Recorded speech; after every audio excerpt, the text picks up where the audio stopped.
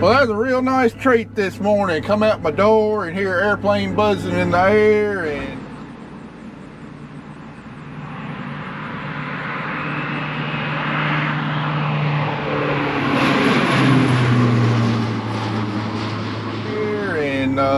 the ag pilots got to spreading my cover crop seed on my double crop soybeans this year. They was supposed to do it 2 days ago, but we've had some pretty breezy conditions the last couple days. They wasn't able to fly, and because they got to fly a little bit higher to make sure the spread pattern is right.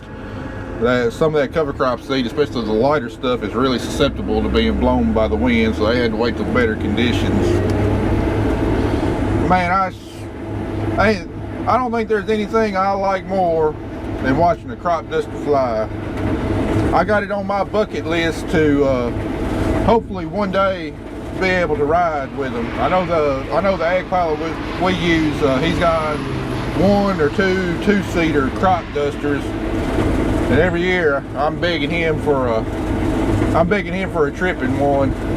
Hadn't been able to make it happen yet though, but hopefully one day before I die, I'll be able to check that one off the bucket list. And the reason we're having a pilot spread it rather than drill it is for the simple fact that our double crop soybeans are not going to be ready in the next several weeks, and then our cotton's going to be ready to harvest before our double crop soybeans. So by the time we get our cotton picked, and then we got to get our wheat planted immediately afterwards, by the time we get both of those things done, I mean, it's going to be probably well on into November.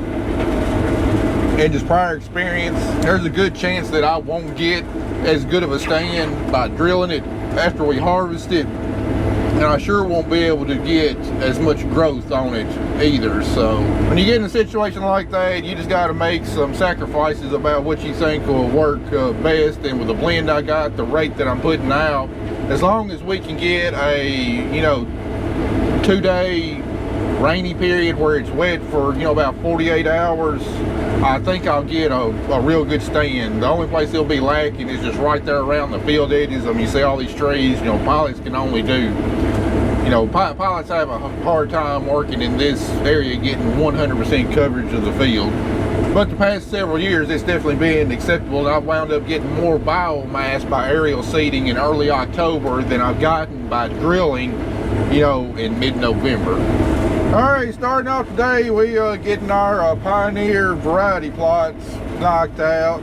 Normally I like to have University of Tennessee and Pioneer have their plots side by side so I can have a better judge of varieties from other manufacturers, but this year just didn't have the space to do it down here. So today we're getting these Pioneers done. But what's interesting about these is that all of these test plots are Enlist varieties. These are varieties I don't have any experience with because I've been planting the XTend varieties, and all the Enlist or XTend is the herbicide tolerance, and in this area XTend has been far more popular than what the Enlist has been. However, most of these manufacturers are really starting to push the Enlist varieties, and it looks like they're trying to kind of phase the XTend varieties out, just because there's a lot of problems with the herbicide and drift and stuff like that. But historically, since both these types of varieties come out, at least for the varieties offered in this area, the XTends have offered significantly better yield potential. So this is going to be our first look at seeing what the varieties I might have to plant in the future, what they're capable of. But also on the end, we got the variety that I planted on the rest of this farm, Pioneer 48A60X, which is an XTend variety, one of the highest yielding varieties I've ever planted. We've got it on the very end as a check, so I'll be able to kind of gauge the yield performance against something that I know that is proven and is high yielding, to really give me a good reference on maybe what direction we need to go here in the future. Anyway, we got like I think 8 or 9 plots out here, and We'll see what they look like when it's all said and done. Well, I sure like the weigh wagons that got readout on the side. Really helps me keep track of going through the field of which one's really doing well. 1450, best one yet. All right, here's the XTend variety that we had, top yielder. Let's see what it weighs in at.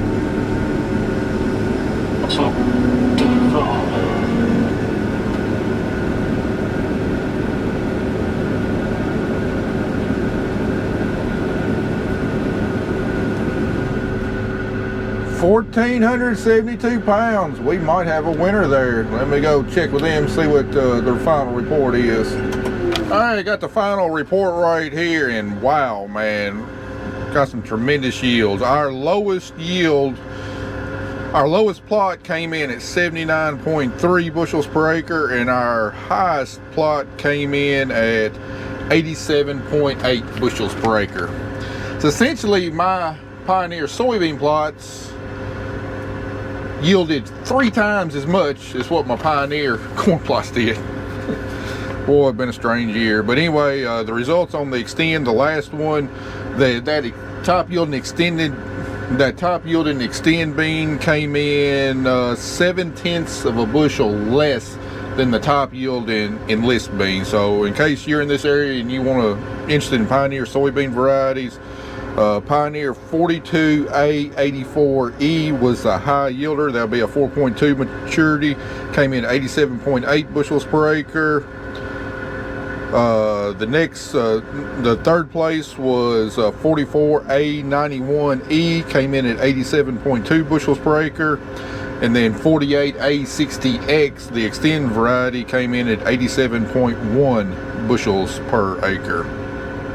The lowest yielding one was 40A36E, came in at 79.3 bushels per acre, and then the rest of them came in somewhere in between.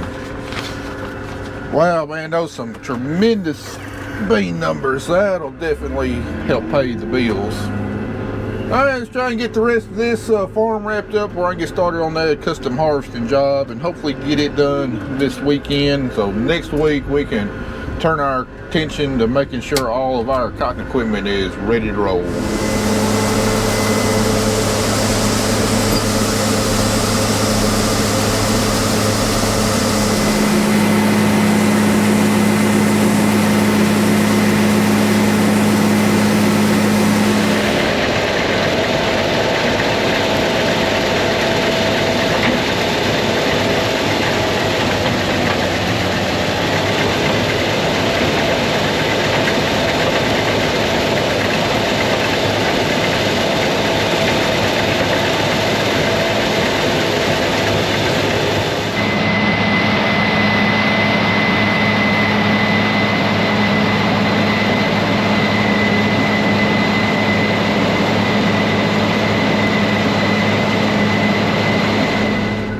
We're getting ready to cross the creek where I had to fix those culverts and replace that one culvert, and because of a massive oak tree right on the edge of the crossing, this is the only way I can get across the creek without taking my header off. And here in just a second you'll see why.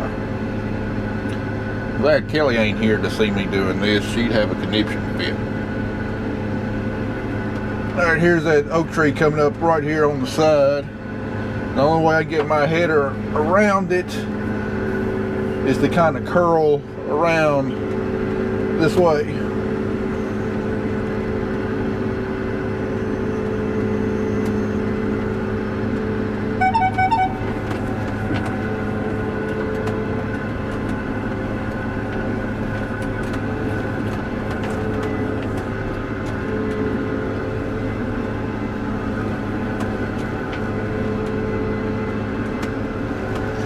Alright, there we go.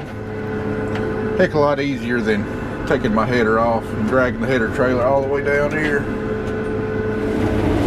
Something else interesting that the Pioneer rep told me was that those Enlist plots actually had gotten hit pretty hard with dicamba sometime during the summer. In case you don't know, Enlist is a 2,4-D herbicide, and XTend is a dicamba herbicide, and soybeans are extremely sensitive to both of them, but even more sensitive to dicamba than they are to 4-D. But the gene that these soybeans have in them make them resistant to either one of those chemicals, but not both of them. And anyway, there's been a whole lot of controversy over, I don't know, probably the last 5-6 years over the XTend technology, because that chemical traditionally has only really been used in cool weather as a burn down herbicide, and it hasn't been used in season except maybe some corn up north. Just because of all the crops that are extremely sensitive to both those herbicides. You know, not just soybeans and cotton, but also tomatoes, grapes, a lot of vegetables in the gardens, the trees, all of them are sensitive to that herbicide. And dicamba itself has a very bad tendency to volatilize after it's been sprayed. So it doesn't matter if you spray it in perfect conditions and you spray exactly what your target is. What volatilization means is that after you've applied it, that chemical can kind of turn into a gas and go up in the atmosphere and then be moved off target by drift. Now, these formulations that we're able to use in crop, according to Bayer, which used to be Monsanto, you know, they have very low volatility. However, that's not been what our experience is. It might have lower volatility than the standard formulation, but what we've seen is that there is big problems with volatility of the dicamba. And that's what happened to these beans, because the plots are Enlist. Everything I planted around it is XTend, but I do not use the XTend herbicide. I refuse to apply any dicamba on my fields for the simple fact that I know that it will get up and walk off, and I don't want the possibility of being accused whatsoever of damaging somebody's garden, their trees, shrubs, other crops. I don't want there to be any record. I don't want there to be any record of me having even purchased the chemical, so I absolutely refuse to spray it. My neighbor here, I know he didn't spray any XTend. The closest field that I can think that might have been sprayed with XTend is probably about 3/4 of a mile that way as the crow flies, with multiple tree lines to go to. So there was absolutely no possible chance of any kind of physical drift getting to those plots. But still, they still got severely damaged by XTend. As you can see from the photos, you can see right to the line where my XTend beans stop and the Enlist test plots start. So while I do love XTend, soybeans, and cotton because they have super high yield potential, as far as the chemical goes, I absolutely despise it and I refuse to use it. Now, was the damage to those beans enough to affect yield? I mean, I don't know, because they yielded comparably with the XTend beans. But still, you know, the fact of the matter is, those beans did get dinged up by a herbicide at some point this summer. You can, when you're looking at the pictures, you can see the cupped up leaves. You know, they don't have the nice big broad green leaf. It's the leaves are cupped up a lot more.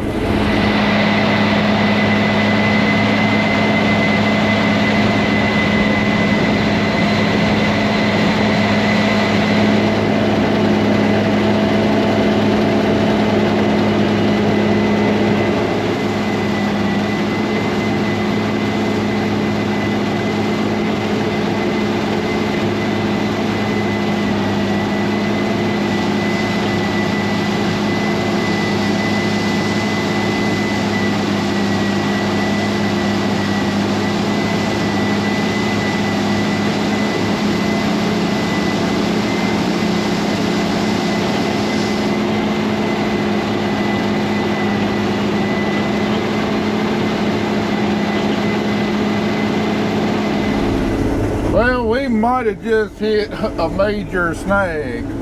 because I'm all the way back here on this farm. Kelly said that she felt well enough. She said she felt well enough to haul a few loads back to the bin as long as she wore a mask and stayed out of the dust. And anyway, as soon as she started unloading that first truck, the power went out. Not just from our farm, but the entire neighborhood. As you can tell, it's bright and sunny. No storms, no nothing. We have no idea why the power was out. And we don't know how long it's going to be off either. And we ain't got no power at the bins. We can't unload trucks. So, I don't know what happened, but if the power don't come back on here soon, we're going to be sitting still until power company turns the lights back on. I hope it ain't nothing major. Anyway, I guess we're going to try and get her to haul these couple of loads left on this farm, and then we move over here to my neighbor's. He said he should be off working here, and that's what he can help. And I'll let him do whatever he wants to do, whether it's drive the combine and cut his own beans or haul the grain. Fortunately, the grain's going to be going to Tyson and not Bungie. Surprise, surprise. Tyson has got like a 50-cent per bushel better basis than what the river does. I've never seen that happen. Usually it's flip-flopped and you get the much better price at the river, but I think apparently barges to ship the grain up and down the Mississippi River are in short supply and also really expensive. So I guess it looks out for me though, because we'll have about a 15-minute drive to Fruitland as opposed to an hour drive to the river, and hopefully we won't have as long of a line either, so maybe we can keep the combine running, not be sitting still and wasting a bunch of time. Closer. I swear he can't drive straight. Well, I just got good news from Kelly. After being down about 20 minutes, the power's now back on. Now let's just hope that she didn't have that elevator too loaded up when the power shut off and it starts back up, and I don't have to go in and dig an elevator out. That would not be good this afternoon.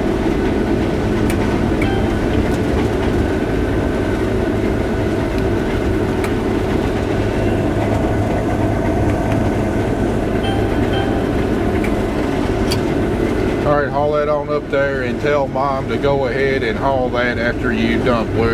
We don't have a full truckload left, so no need to come back here and get enough to top her off. Yes, sir. Alright, here's a fun history fact for you that one of my buddies just texted me, but apparently back in the 1800s, the handles on a casket were called huckles. So if you remember in the movie Tombstone, Doc Holliday says, "I'll be your huckleberry." He didn't actually say huckleberry, we just assumed he did. He said, "I'll be your hucklebear," meaning he'll be your pallbearer when he was talking to, I think it was Ringo. I did not know that. I've now notified my wife and my sister that whenever I die, I want my pallbearers to be referred to as hucklebears. I love that movie. Alright, now back to your regularly scheduled soybean cutting program. Well, this right here is going to do it for this farm. All we got to do is cross a little ditch there. We'll be on my neighbor's. It'll easier to do that than take my header off and go down the road.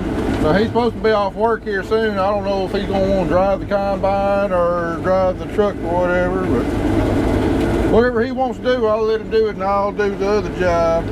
Overall, I mean, this farm did I get a little worse than what I thought it was going to do. I just I didn't realize just how bad around the edges of the fields are, where the trees sucked all the moisture out of the ground, and this farm's got a lot of tree lines that ultimately hurt the yield. But it's like we're going to have this. According to my yield monitor, is saying about 51 bushels an acre average for the whole farm. Then you look at the yield monitor, these dark green areas is places above 70 bushels. Lighter green is above 60, and then the yellow's around 50. So once you get away from the tree lines, for the most part, the farm did really good, especially down here in these two bottoms. They did outstanding. But you got a lot of acres around all of those boundaries right there that didn't yield a whole lot, that ultimately pulled the average down. But still, for the year that it had, pretty good. And it's still better than what my worst field of corn was. Funny thing is, making better yields on soybeans than my corn crop. Soybeans are bringing twice the price of what corn is, and soybeans cost me about $150 to $175 an acre less to put in than what corn did. Just let that sink in there for a minute. Alright, we're going to cross the ditch over here and get started on my buddies. Oh, gotta love fords you gotta cross, especially the big wide header. But look over here, here's a blast from the past. This is how we used to get across this creek right here, that old wooden bridge.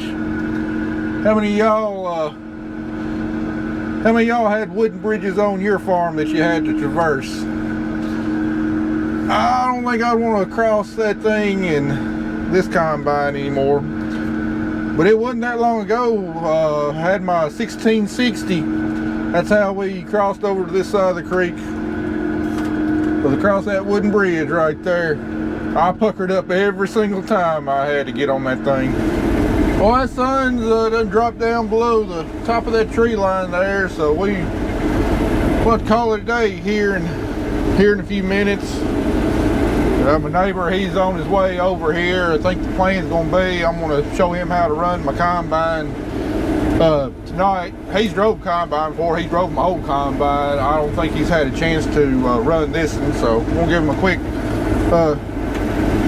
going to give him a quick lesson on this, and I think tomorrow I'm probably going to be in the truck hauling beans back and forth from Tyson, so I'll be able to give you a little bit different view tomorrow. Then hopefully by the first part of next week, Kelly will be at least almost fully recovered from COVID, and be glad to have her back, and we'll be back to a full crew again. Well, this guy got a lot of bottom ground over here, and I tell you what, these suckers are cutting tough. I hadn't made this old gal grunt this much in quite a while. He planted a different variety than what I planted. I'm not going to say what they're yielding. I will say that they're doing well. I think he's going to be happy with the check he's going to get from the elevator. Another morning, more soybeans cut. I told you I'd probably be in the truck today, but my neighbor decided he didn't want to risk tearing the combine up. Thought we might be more efficient if I do the combine driving and he do the hauling. So he's in the truck hauling beans to Tyson. Hopefully we're going to get done with full season beans we got to cut today. And then this next week we'll turn all of our attention to defoliating some more cotton and making sure all of our cotton harvest stuff is ready to go. And then hopefully the week after that, we'll be able to fire up the picker. Another blast from the past right there. Another old wooden bridge. I don't know about y'all, but man, there's nothing I like better than looking at old farm stuff, whether it's, old equipment, especially old harvesters like combines and cotton pickers. I love going into old barns, just seeing how they're designed, how they're supposed to function with the way they were designed, looking at relics from the past on these old farms, just like those wooden bridges, just kind of getting a glimpse into the past of how things used to run and operate, just completely different than the way things are run now.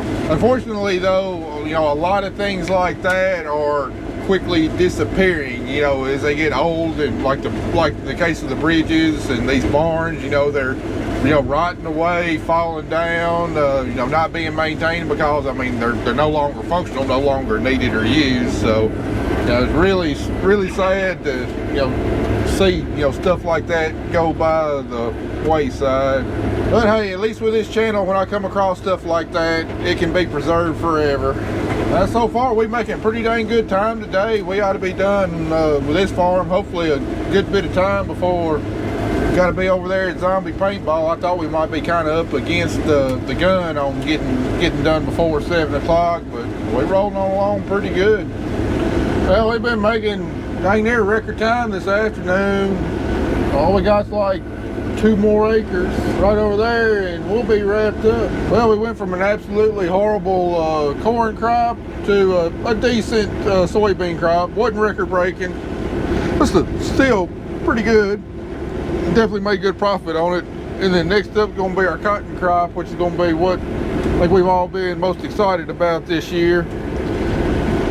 Hopefully get started on it in, I don't know, hopefully about another 10 days. Until then, got plenty of repair work, going through stuff, making sure everything is ship shape and getting prepared so we don't have no downtime when we start the cotton rush. So anyway, I reckon I'll end it here. Appreciate y'all watching. We'll see you in the next one.